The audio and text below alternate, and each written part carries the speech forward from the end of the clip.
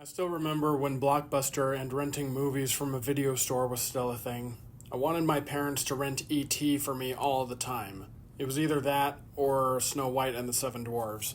Getting to see E.T. after such a long time, I actually don't really know how to classify my own reaction to it. The production value was amazing, the cinematography was great, the special effects, while they have aged a little bit, still look pretty good on screen. I think the thing that I enjoyed the most was just how much stuff I noticed as an adult that I would never have noticed when I was a kid. For instance, in the scene where E.T. was doing a bunch of stuff at the house and Elliot was essentially doing what E.T. was doing, in that scene, E.T. had gotten drunk and Elliot became drunk too as a result. I thought it was hilarious that I would have never noticed that as a kid. I remember liking E.T. as a kid, and it's been such a long time since I've seen it. I'm not impressed with it now that I'm an adult. But for some reason, I just felt something tugging at me while I was watching. I remember when Elliot was in the forest with E.T., Elliot was riding his bike with E.T. in the basket, and as they took off the cliff and started to fly into the air, I started to feel sad. I don't even know where my sadness comes from or what kind of sadness it was. I think it was half nostalgia and the other half I was just sad in general.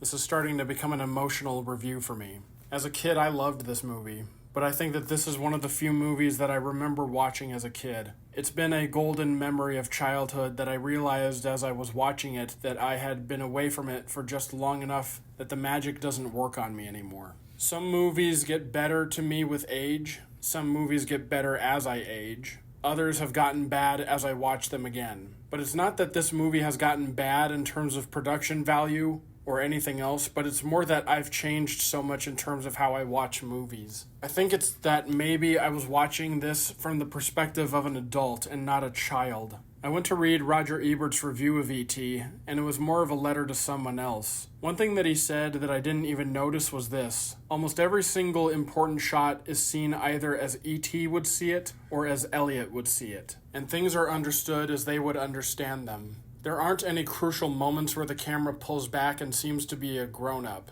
We're usually looking at things through a child's eyes or an alien's. And when I read that, I realized that I have grown up in so many ways ever since I first saw E.T. I don't look at E.T. from the perspective of being a kid anymore, but from the perspective of someone who is an extremely critical adult. It's heartbreaking to me to discover that. Why it doesn't work on me anymore in my own self-diagnosis is I'm no longer a child watching this movie. I'm a full-grown adult watching it and looking to critique it. When I was a kid, I didn't think it was important to analyze a movie the way I do now. And I think that's why I was sad when I was watching this movie. And that's what I'm heartbroken over. I've become very analytical and critical of movies, so much so that I feel like I've forgotten how to just appreciate a movie for the sake of appreciating a movie. I used to watch a movie and just think that no matter what, it was the greatest movie I'd ever seen.